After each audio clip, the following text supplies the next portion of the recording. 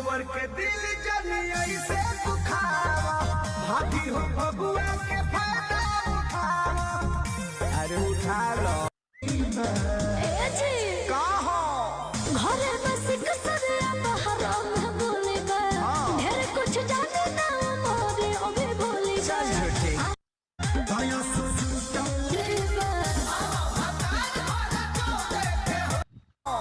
घरे बस कसरिया बहरा में बोले बा ढेर कुछ जाने ना मोरे ओबे बोले चल झूठी